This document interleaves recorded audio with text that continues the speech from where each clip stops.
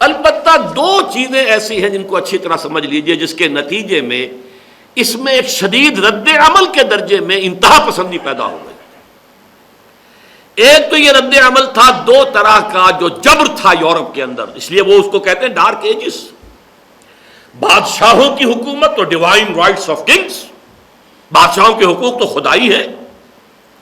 دوسرا پوپ ہے، پونٹف ہے، اس کے کارڈینل ہیں، اس کے بشپس ہیں، تو ان کا اختیار،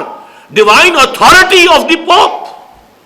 ابھی آپ نے آیت سنی ہے وَمَن یغفر الذُّنُوبَ إِلَّا اللَّهُ، اللہ کے سوا کون ہے کہ جو گناہ معاف کر سکتا ہو؟ پوپ صاحب کر سکتے تھے، آپ کو لکھ کر دے دیں گے، نذرانہ لیں گے، لکھ کر دے دیں گے، گناہ آپ کا معاف ہو گیا۔ پوپ دے دے گا، پادری دے دے گا، یہ خدائی اختیار ہے۔ اسی طرح قانون سازی، حلت و حرمت اللہ طے کرتا ہے۔ اتخذوا احبارهم ورهبانهم اربابا من دون اللہ، انہوں نے تو اپنے احبار اور رہبان کو اللہ کے سوا رب بنا لیا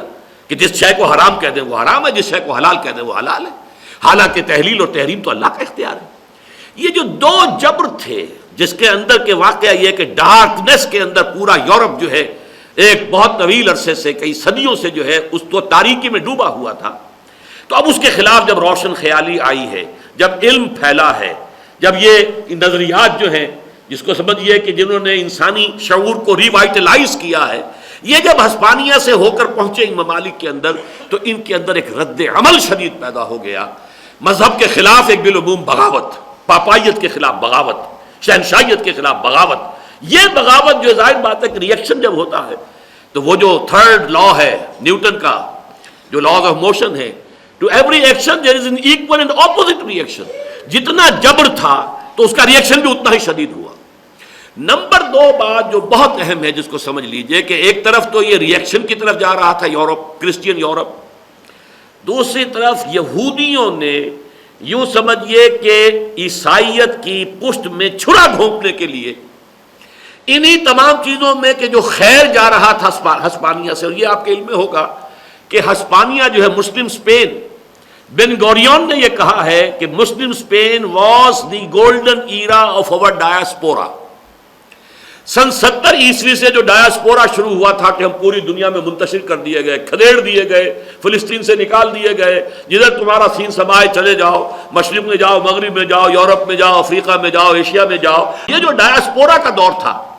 جو 1917 میں آ کر ختم ہوا ہے بالفور ڈیکلریشن کے ذریعے سے، اس ڈایاسپورا کے 1900 برس جو ہے سمجھیے تقریباً، اس کے اندر وہ کہتا ہے کہ گولڈن ایرا ہمارا مسلم اسپین تھا۔ کیوں؟ طارق ابن زیاد کی مدد کی تھی یہودیوں نے، چونکہ یہودی شدید پرسیکیوشن کا شکار تھے، کرسچین جو ہے، کرسچین میجورٹی یورپ کی بری طرح ستاتے تھے، نفرت کرتے تھے، ان پر تھوکتے تھے، انہیں اپنے شہروں میں آنے نہیں دیتے تھے، ان کے لیے گھیٹوز علیحدہ تھے۔ یہ ساری چیزیں جو تھی اس قدر شدت کے ساتھ ان پر ظلم ہو رہا تھا کہ اس کے رد عمل میں انہوں نے مسلمانوں کی مدد کی، اور ہسپانیہ زیادہ شدید تھا، انکوزیشن کی کورس وغیرہ بھی جتنی شدید ہوئی ہیں ہسپانیہ میں شاید پورے کرسچن ورلڈ میں اور کہیں نہیں ہوئی، لہذا انہوں نے مسلمانوں کی مدد کی۔ اب جب مسلمانوں کی مدد کی تو مسلمانوں نے انہیں اپنا محسن سمجھا، اور پھر مسلم اسپین میں ان کی سرپرستی ہوئی، انہیں بہترین مراعات ملی، وہاں بیٹھ کر انہوں نے عیسائیت کی پیٹھ میں چھرے گھونپے، اور وہ جو جس کو کہا کسی نے بہت خوبصورت الفاظ میں، کون سیاہی گھول رہا ہے وقت کے بہتے دریا میں، یہ جو علم کا دریا، عرفان کا دریا، شعور اور آگہی کا دریا، یہ جو جا رہا تھا ہسپانیہ سے ان یورپین ممالک میں، ان پہ سیاہی گھولنے کا کام ان یہودیوں نے کیا، ایک بہت گہری سازش کے طور پر۔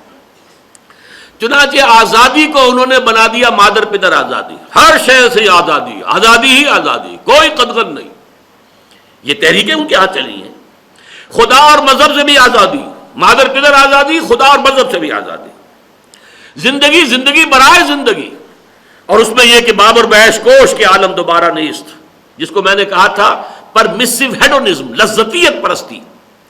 اسی طریقے سے بینک یہ انہوں نے قائم کیے، پروٹیسٹنٹس کے ذریعے سے انہوں نے اجازت حاصل کی سود کی، ورنہ یورپ میں جب تک پوپ کا اقتدار تھا، جہاں بہت سی خرابیاں تھیں پوپ کے اقتدار میں، وہاں ایک بھلائی بھی تھی، سود حرام تھا، کسی سطح پر سودی لین دین کی اجازت نہیں تھی۔ لیکن جب اس کے خلاف پروٹیسٹ ہوا، پوپ کا اختیار ختم ہوا، مذہبی بغاوت آئی، پروٹیسٹنٹ مذہب آ گیا، تو انہوں نے پروٹیسٹنٹس کے ذریعے سے، جیسے اسلام کی پیٹھ میں بھی چھرا گھونپا تھا یہودیوں نے، حضرت عثمان کے زمانے میں الفتنۃ الکبریٰ، عبداللہ ابن سبا یہودی کی سازش، اور آج تک اس زخم سے خون بہ رہا ہے۔ شیعہ سنی کا مسئلہ حقیقت میں تو آغاز اس وقت ہوا تھا عبداللہ ابن سبا کے ذریعے سے۔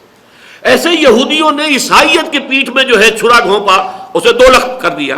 کیتھولسزم علیحدہ ہو گیا، اور نمبر دو یہ کہ پروٹیسٹنٹزم، اور پروٹیسٹنٹس کے ذریعے سے سود کی اجازت حاصل کر کے بڑے زبردست بینکنگ کا نظام قائم کر لیا۔ علامہ اقبال کے اس بینکنگ پر جو دو اشعار مجھے اپنا جو سابقہ دورہ تھا امریکہ کا، اس میں ایک صاحب نے سنائے، میری نظر سے نہیں گزرے تھے، این بنوک این فکر چالاک یہود۔ یہ بینک جو ہے، جو بینکنگ نظام ہے، یہ کیا ہے؟ یہ یہودیوں کا چالاک فکر، مکاری والا فکر جو ہے، یہ اس کا مظہر ہے۔ ای بنوک، بینک کی جمع بنوک عربی میں، ای بنوک ای فکر چالاک یہود، نور حق السینہ آدم ربود۔ ان بینکوں نے انسانوں کے سینوں سے جو نور حق ہے، جو ڈیوائن سپارک ہے، جو روح ربانی ہے، اس کو ختم کر دیا، سلب کر دیا، انسان کو بھیڑیا بنا کر رکھ دیا۔ تا تہو بالا نہ گردہ دی نظام، دانش و تہذیب و دی سودائے خام۔ جب تک یہ بینکوں کا نظام تہو بالا نہیں ہوتا، ختم نہیں ہوتا، اس کو جو ہے اس کو بالکل جو ہے نسیہ منسیہ نہیں کیا جاتا، تو دانش اور دین اور مذہب اور اخلاق یہ سب کہنے کی باتیں سودائے خام ہے۔ اس نظام کے تحت یہ چیزیں آ ہی نہیں سکتی۔ یہ ہے نظام جو انہوں نے قائم کیا۔ مساوات کو لے کر چڑھ دوڑے، مساوات مرد و زن، مرد اور عورت بالکل برابر کے حقوق، کندھے سے کندھا ملائے،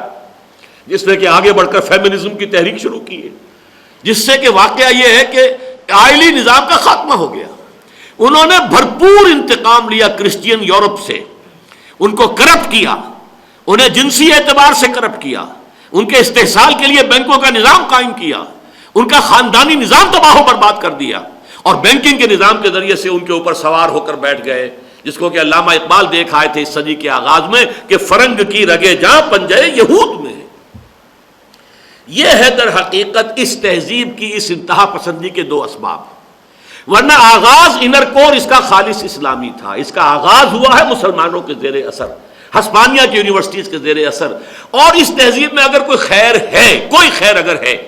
تو وہ اسلام سے مستعار لیا گیا ہے، جیسے کہ علامہ اقبال کہتے ہیں، ہر کجا بینی جہان رنگ و بو، آنکھ از خاکش بروید آرزو، یا ز نور مصطفیٰ اورا بہاس، یا ہنوز اندر تلاش مصطفیٰ۔ اگر کوئی خیر کہیں ہے آج دنیا میں تو یا تو وہ نور محمدی سے ادھار مانگی گئی ہے، وہ خیر جو ہے وہاں سے لیا گیا ہے، اور یا یہ کہ ابھی انسان اس مقام محمدی تک رسائی کے لیے ہاتھ پاؤں مار رہا ہے۔